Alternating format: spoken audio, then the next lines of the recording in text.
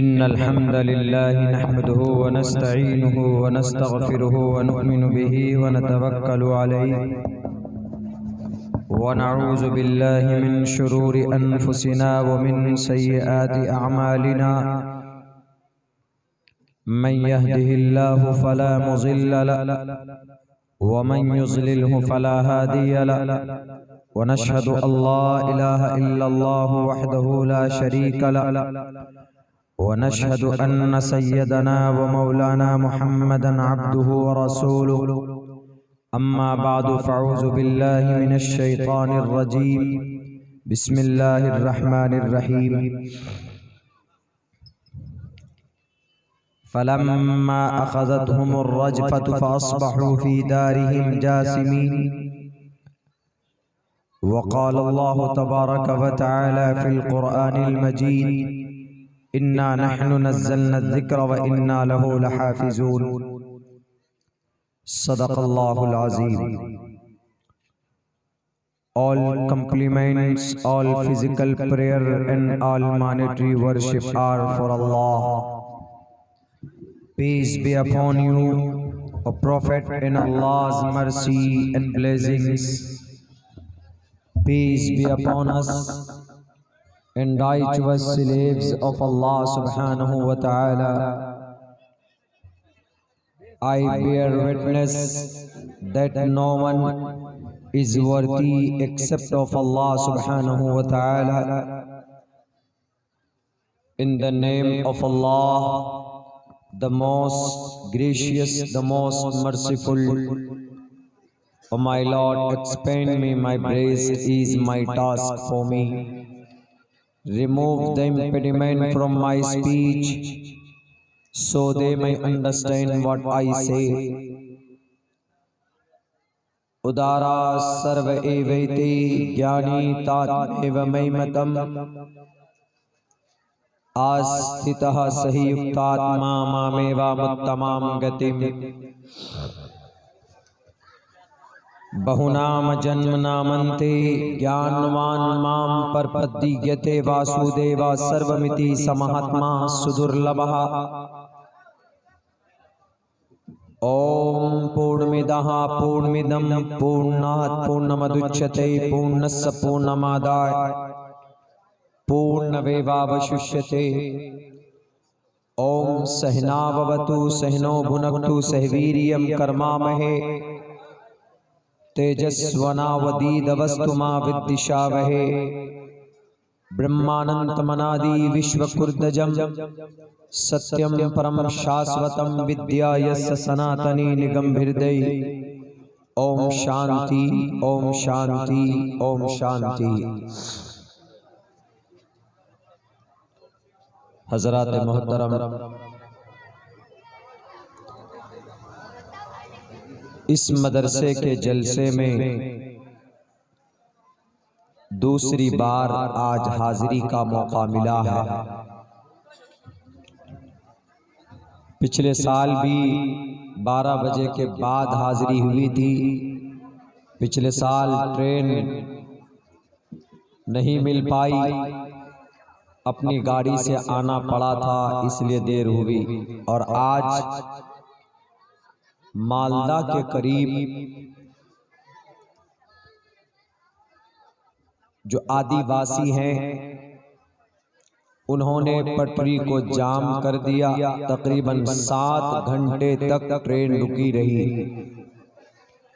जो train 7 minute late नहीं होती है वो 7 घंटे पटरी पर यूं ही खड़ी रही।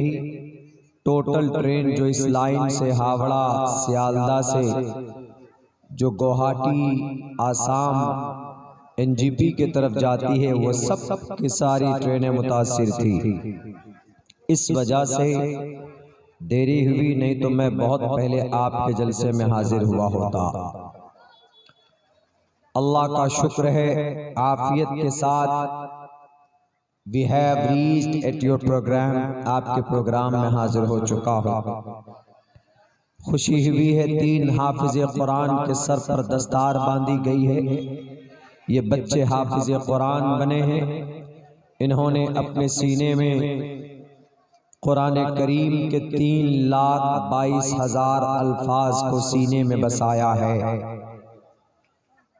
ये सिर्फ कुरान है जिसको याद किया जा सकता है, याद करते भी हैं बच्चे।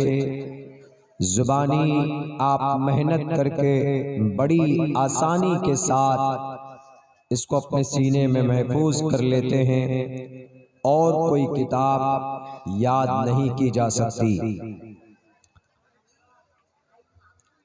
आपको शायद तजुर्बा ना हो, मुझे इस बात का तजुर्बा है, अंदाजा है।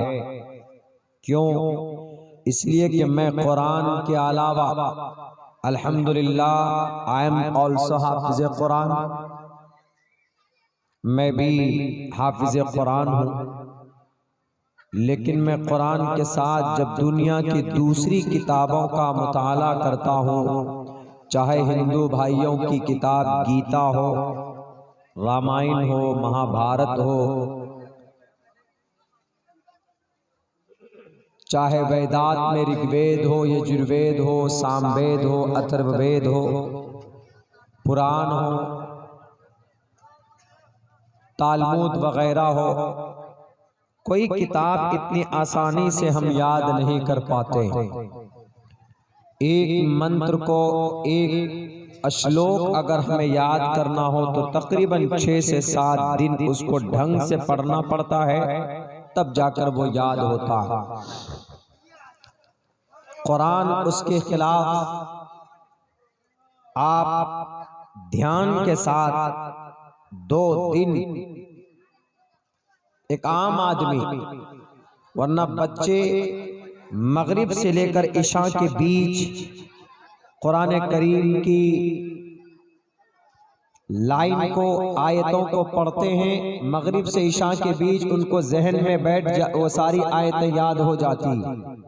और फजर की नमाज के बाद बाज़ मदरसों में फजर की नमाज से पहले वो बच्चे कुरान करीम की आयत को सुनाते हैं सबक के तौर पर अपने उस्ताद को, और फिर हमेशा वो उनके जहन में, उनके दिलो दिमाग में कुरान की वो आयत रच और बस जाती है, वो फिर बच्चे भूलते नहीं हैं। ये सिर्फ कुरान का मौजज़ा है, दुनिया की कोई और किताब याद नहीं की जा सकती। कोई भी किताब 100 बार कुरान पढ़िए, आप बोर नहीं होंगे। 100 बार दुनिया की किताबें या हिस्ट्री या इतिहास या फिल्में या मूवीज या गाने सुनिए, आप बोर हो जाएंगे। पठान फिल्म का गाना रिलीज होता है, हमारा नौजवान 5 से 10 मरतबा सुनता है, बोर हो जाता। नहीं, बहुत सुन लिया मौलाना, उसको डिलीट कर देते। क्यों? 5 से 10 मरतबा सुन लिया, मजा खत्म हो गया। लेकिन ये कुरान ऐसा है, नमाज में 5 वक्त सूरह फातिहा हम पढ़ते हैं। तरावीह की नमाज में हर साल हाफिज साहब कुरान करीम की आयत पढ़कर हमें सुनाते हैं। जो लोग तिलावत के आदी हैं, डेली सुबह को फजर की नमाज के बाद कुरान करीम की तिलावत करते हैं, उनसे पूछिए कि कुरान करीम पढ़ने के बाद, पढ़ने के साथ, पढ़ते वक्त कितना मजा आता है। क्यों? क्योंकि वो कुरान पढ़ता है तो अल्लाह से बात करता है। जितने भी नौजवान हैं, उन्होंने अपने अपनी उनके दोस्त, उनकी गर्लफ्रेंड उनको मैसेज करते, 1 साल के बाद कोई मैसेज आता है, मोबाइल में पढ़ते हैं, रोते हैं, आंसू बहाते हैं। एक इंसान का मैसेज पढ़ने के लिए आंख से आंसू निकलता है। हम लोग जब मदरसे में पढ़ते थे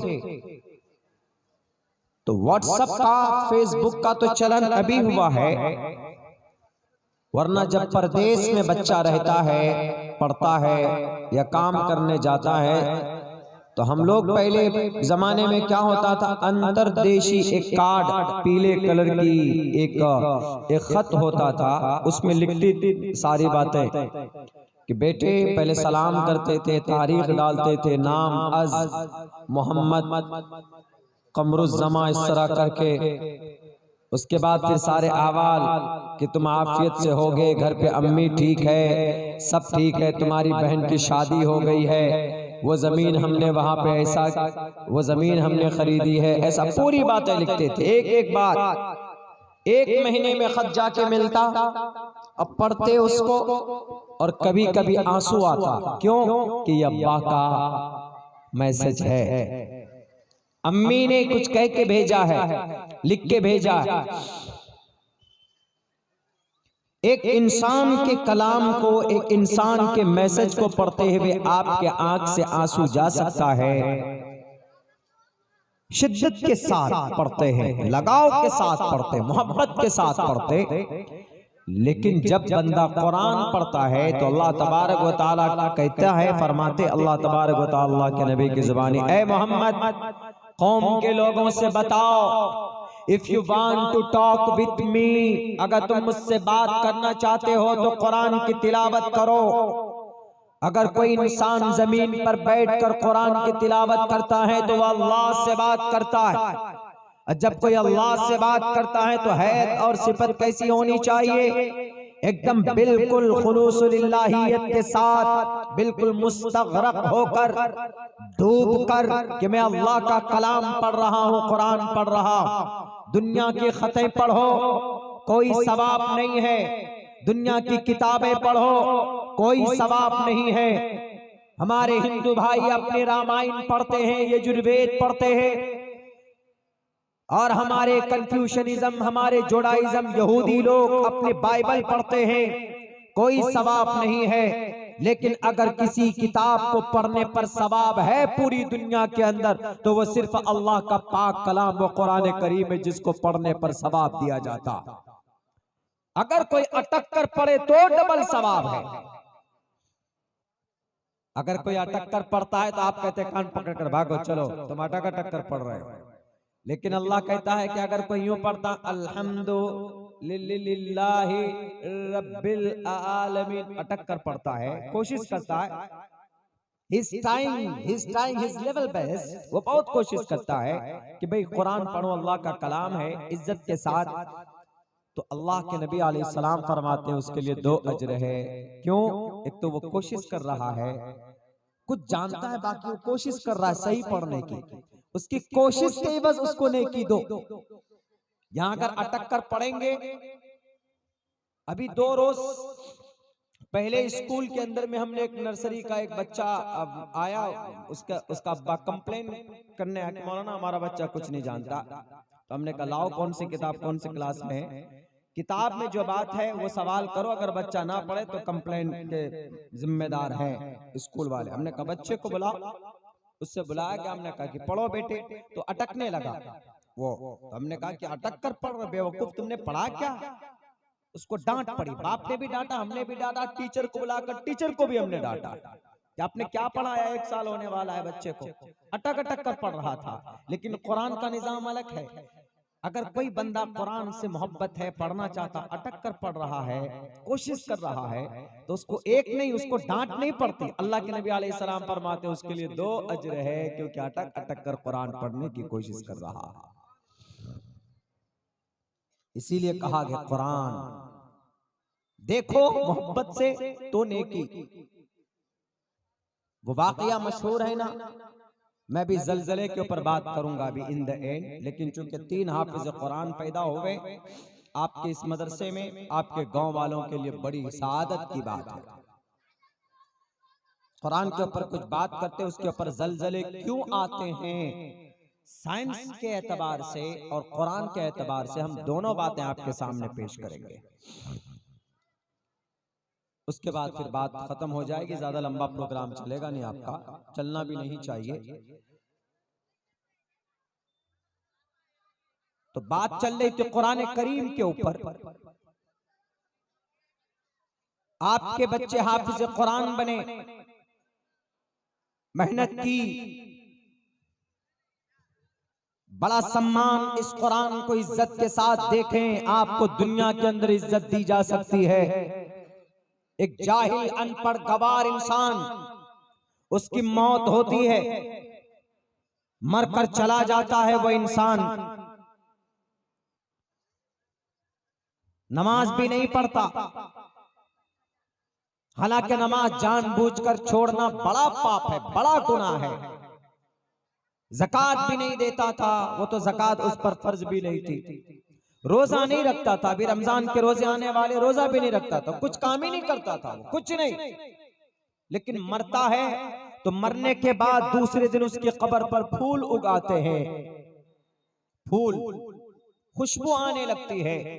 तो आसपास के लोग बड़े मुतहय्यर होकर ताज्जुब में पड़कर उसकी बेटी से जाकर पूछते हैं कि ए बेटी, जरा अपने बाप का कोई अमल बताओ, किस वजह से उसके कब्र पर आग पैदा होनी चाहिए। इसलिए कि वो आदमी कभी सर नहीं झुकाता था रब के सामने, लेकिन आज उसकी कब्र पर गुलाब के फूल उगे हुए हैं, उसकी कब्र से खुशबू आ रही, वजह क्या है जरा तुम बताओ। कौन सा अमल था तुम्हारे अब्बा का जिसकी वजह से रब इतने खुश हैं कि दूसरे दिन ही कब्र पर फूल उगाए, जरा बताओ तुम। उस बेटी ने कहा कि हमारे अब्बा कोई ऐसा काम नहीं करते थे, कोई ऐसा खास अमल नहीं था, because he did not know, वो कुछ जानते ही नहीं थे, वो अनपढ़ गवार जाहिल बेवकूफ काले कलोटे बदसूरत मोहम्मद रसूलुल्लाह का नाम तक नहीं जानते, कलमा नहीं जानते, कुछ नहीं जानते थे। तो गांव वालों ने कहा कि कोई अमल तो होगा, ऐसा हो ही नहीं सकता, रब कोई ना कोई अमल देखकर खुश होता है तो इंसान की जिंदगी के, इंसान की तकदीर को बदल देता है, पूरी मगफिरत कर दी जाती है उस इंसान की, कोई अमल ऐसा जरूर होता है अल्लाह तबारक व तआला के नजदीक। ए बेटी बता, क्या अमल था तेरे बाप का? उन्होंने कहा कि हमारे अब्बा कुछ तो नहीं करते थे, लेकिन एक काम करते थे, हर दिन सुबह वजू कर कर हमारे घर में कुरान रखा हुआ है बहुत पुराने जमाने का, उस कुरान को लेकर बैठते और सिर्फ वो ये बोलता कि ये जो फरमान है ये रब का फरमान है, ये मेरे रब का कलाम है, ये मेरे रब का फरमान है जो सच्चा है, झूठा नहीं है। सिर्फ ये अकीदा उनका था और यही बोलते थे, हर लाइन में, हर सफे में, हर पारे में, एक एक पारा लाइन ब लाइन, ये मेरे रब का कलाम है, ये मेरे रब का कलाम है, ये मेरे रब का कलाम है। पढ़ना नहीं जानता था, अलिफ बा ता सा उसको मालूम नहीं था, सूरह फातिहा वो नहीं जानता था, सूरह इखलास तक याद नहीं थी, बल्कि ला इलाहा इल्लल्लाह भी नहीं जानता था। सिर्फ इतना अकीदा था, कुरान से लगाव और मोहब्बत कि ये रब का कलाम है, ये रब का कलाम है। वो इंसान जो एक मर्तबा जानबूझकर नमाज छोड़े तो अल्लाह के नबी फरमाते हैं कि कुफ्र के दरवाजे तक पहुंच जाता। पूरी जिंदगी कभी रब के सामने उन्होंने सजदा नहीं किया तो उसके कब्र से फूल कैसे आ सकता? सिर्फ इस बुनियाद पर कि कुरान से मोहब्बत थी और कुरान से लगाव की वजह से डेली कुरान को सीने से लगाता, चूमता, उसको माथे से लगाता, होंठ से बोसा देता उसको। इतनी मोहब्बत, इतनी अकीदत की ये रब का कलाम है, ये मेरा रब है जो पूरी दुनिया के इंसानों से बात करने के लिए आखिरी संविधान की शक्ल में, कुरान की शक्ल में भेजा है। उसका यही एक अमल था। उन्होंने कहा कि बेटी, तुम्हारे इस अमल की वजह से तुम्हारे अब्बा के पैदा होने से लेकर मरने तक के टोटल गुनाह को रब ने माफ कर दिया।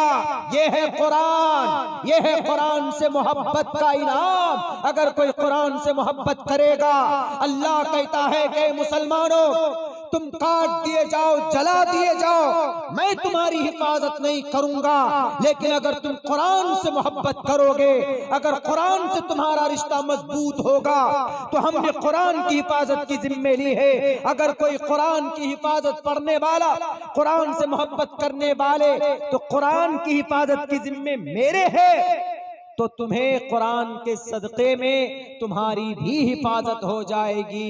इससे पता चलता है कि मुसलमान अगर कुरान से मोहब्बत करेगा तो कुरान के सदक़े में इस जमीन पर अल्लाह मुसलमानों की हिफाजत फरमाएगा।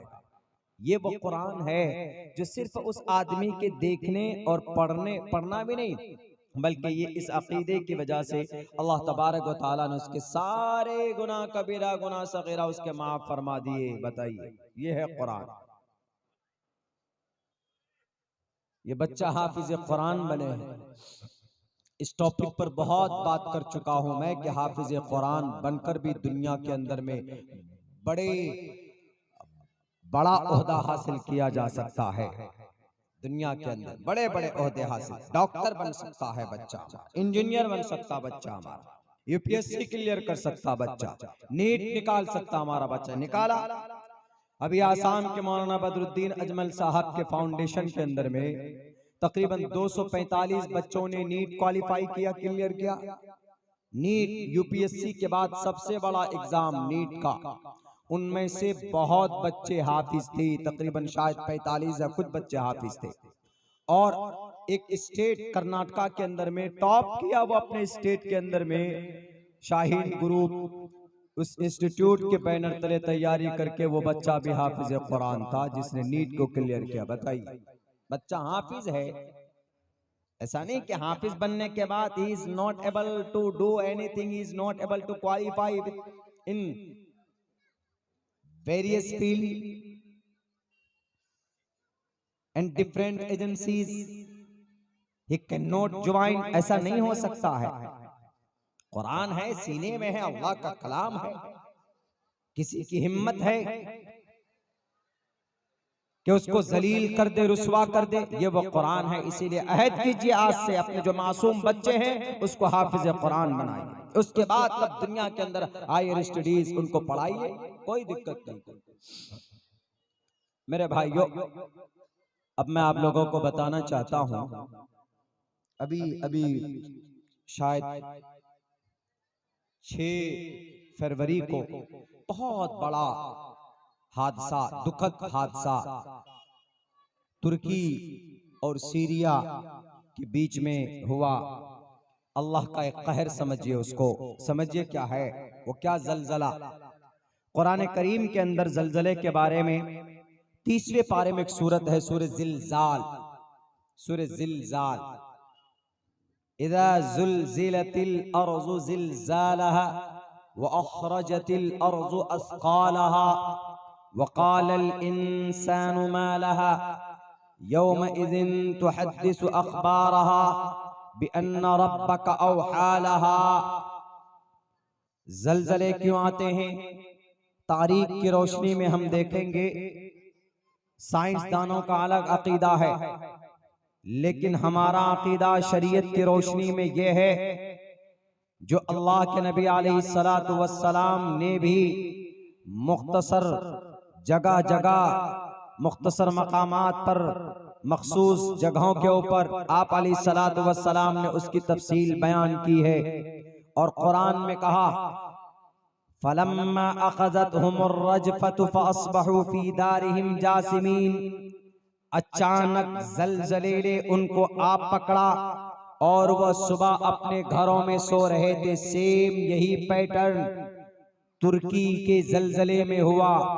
सुबह 4 बजे तकरीबन 4 सवा 4 बजे 4:17 पर जलजला शुरू होता है और 4 तकरीबन 18 1 मिनट के बीच में आज की ये रिपोर्ट है, आज की सारी न्यूज रिपोर्ट, जितनी भी एजेंसीज है, जितने भी मीडिया वाले हैं, उनकी आज की ताजा खबर ये है, अपडेट सुबह की, कि तकरीबन 25,000 लोग मर चुके हैं और 23,000 लोग जख्मी हैं और कई लाख लोगों के घर खत्म हो चुके हैं।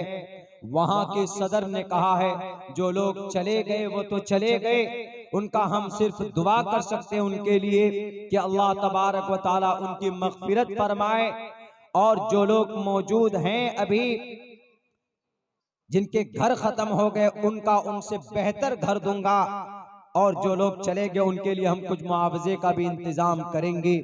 बहरकैफ ये एक अल्लाह की तरफ से अजाब है। क्यों?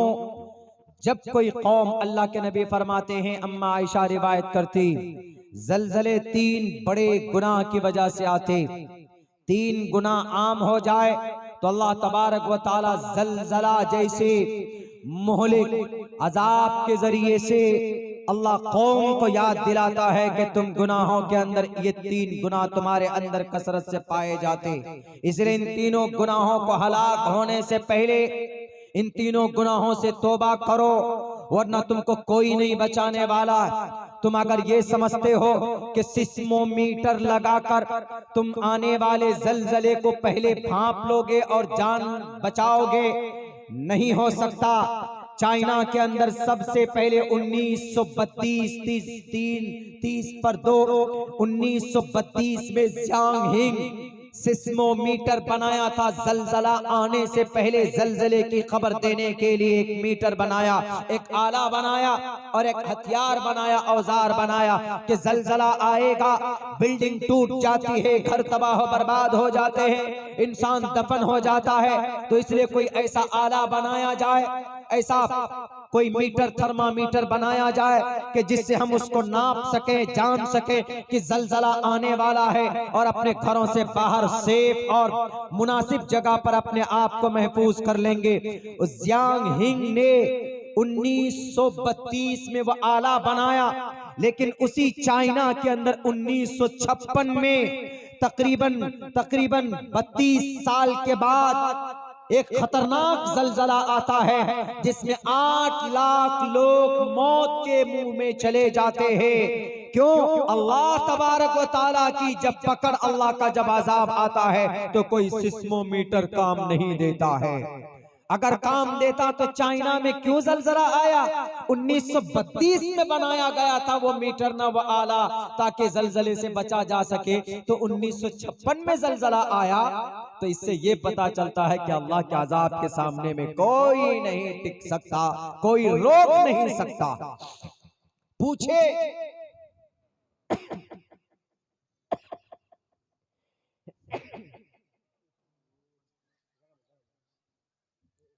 ये हो जाती है, मुझे स्नोफेलिया है, थोड़ी अगर ठंडी का वो हुआ तो छींक आने लगती। सीरिया, टर्की एंड इसराइल एक ही पट्टी में ऐसे घुमा कैसे करके दुनिया का दूसरा टेक्नोलॉजी में, बल्कि पहले नंबर पर आज की तारीख में आप काउंट करें, गिने तो गुना नहीं होगा, कौन? इसराइल आता। वहां पर भी ये झटके देखे गए, वहां पर भी है इसराइल के पास कोई तोड़, हजारों लोग वहां पर भी मरे। जलजला क्यों आता? अम्मा आयशा फरमाती 3 बड़े गुनाह की वजह से। हिंदू भाइयों की किताब गुरु पुराण का एक श्लोक मैंने मंत्र खुतबे में पढ़ा, ओम, तीनों ईश्वर के नाम है। पूर्णमिदः पूर्णात् पूर्णमुदच्यते पूर्णस्य पूर्णमादाय पूर्णमेवावशिष्यते। ओम शांति। जिस जात ने इस जहान को बनाया, वही जात, वही ताकतवर ईश्वर इस धरती को खत्म करेगा, उसको तोड़ेगा, उसको डिस्ट्रॉय करेगा। जलजला की वही कैफियत होती है। जब जलजला आता है, आप कौन है, क्या है, नहीं देखता, बस साइंस का अलग अकीदा है कि आता क्यों है, मैं उसका भी एनालाइज करूंगा। लेकिन उससे पहले अम्मा आयशा कहती है कि दुनिया के लोगों, अल्लाह के नबी अलैहिस्सलातु वस्सलाम फरमाते हैं कि 3 गुनाह कसरत से होने लगे तो जलजले का इंतजार करो। अल्लाह तबारक व तआला जलजले के जरिए से तुम्हें तबाह व बर्बाद कर देगा। अगर तुम हलाक होने से बचना चाहते हो, अगर तुम अल्लाह के इस खतरनाक अजाब से बचना चाहते हो, तो अपने आप को उन 3 गुनाहों से बचाओ। वो 3 गुनाह क्या? पहले नंबर पर शराब जब आम हो जाए, शराब दुनिया के अंदर आम है। हवाई जहाज में चले जाएं आप, इंटरनेशनल फ्लाइट में, तो आपको सबसे पहले सर्व किया जाता है, पेश खिदमत है, ये लीजिए वाइन, ये लीजिए बियर, ये लीजिए शराब, पीजिए, शराब पीजिए जनाब। शराब पेश किया जाता है जियाफत के तौर पर। ज्यादा दूर नहीं, यही झारखंड की सरजमी पर जाओ आप, वहां के आदिवासी लोग, उनके साथ साथ में हमारे मुस्लिम लोग, कोई त्योहार और कोई फेस्टिवल होता है तो वहां पर वो लोग शराब पीते हैं, बल्कि ससुर दामाद को पिलाता है और दामाद अपनी सास को शराब पिलाता है। शराब जब आम हो जाए तो अम्मा आयशा फरमाती है, जब शराब की कसरत हो जाए तो जलजले का इंतजार करो लोगों, इसलिए कि शराब पीने के बाद इंसान इतने बड़े बड़े गुनाह करता है तुम तसव्वुर नहीं कर सकते। पिछले 2 साल के अंदर, बल्कि पिछले 2 साल के अंदर जो वाकयात हुए शराब पीने के बाद आप याद करोगे तो शायद आपको अजीब लगे। हैदराबाद के अंदर, वो शमशाबाद हैदराबाद के एक सड़क के किनारे एक डॉक्टर प्रियंका रेड्डी को, जो अपनी बाइक पर थी, वो डॉक्टर थी, अपने मेडिकल या अपने हॉस्पिटल जाने की तैयारी पे थी, वहां पर 3 या 4 नौजवान